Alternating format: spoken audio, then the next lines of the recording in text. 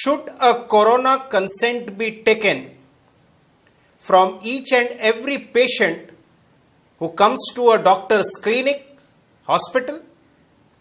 Will it help this doctor, hospital in defending a case where the patient alleges that he or she got infected after visiting the clinic or hospital?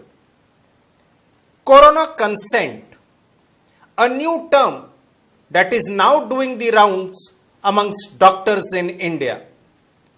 Doctors across the country are taking this special consent before examining patients. Some have printed corona consent forms, while others are taking this consent in the patient's own handwriting. Earlier, doctors and hospitals had been writing not for medico-legal purpose, not for court cases, on their prescription pads, on their discharge cards. And when these lines were pointed out in courts in defense, the courts have simply laughed. No cognizance was taken. This defense was simply rejected. So this corona consent also will be of no use to any doctor or hospital in a court of law if at all the patient decides to approach courts. Simply because a patient's consent or declaration has been taken, it cannot give the doctor a right to be negligent. Consent and negligent acts are two different things. Please don't mix them. Failure to take consent is certainly an instance of negligence, but taking consent or a declaration of an indemnity from the patient that he or she will not sue a doctor is a piece of paper that will have no relevance in a court of law. Now, as far as the real problem is concerned, what is the solution? The patient coming to a clinic, getting examined, and then alleging that he or she got infected and therefore the doctor was negligent and should pay compensation. Doctors should be least concerned about this problem. There are three solid legal reasons for saying so. First, in India, it is the patient who has to prove negligence, not the doctor, not the hospital.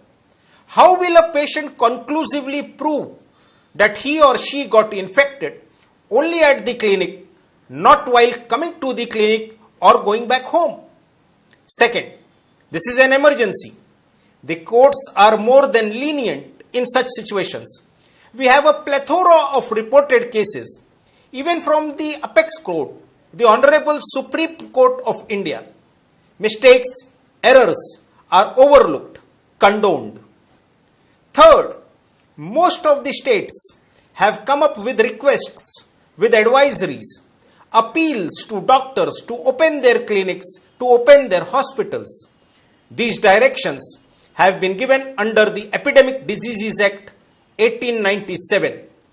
And Section 4 of this Act specifically gives complete protection from legal proceedings to anyone who has acted in good faith. This is complete protection for doctors. But in spite of the aforesaid, if you still want to be overcautious, you should take two simple precautions, or rather two pieces of evidence that should be collected and preserved for any such contingency. First, you would obviously be purchasing personal protective equipments, PPEs, for yourself, for your staff. Keep the receipt of purchase safely.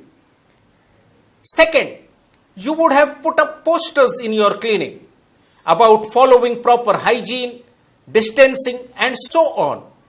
Take photographs, preserve them.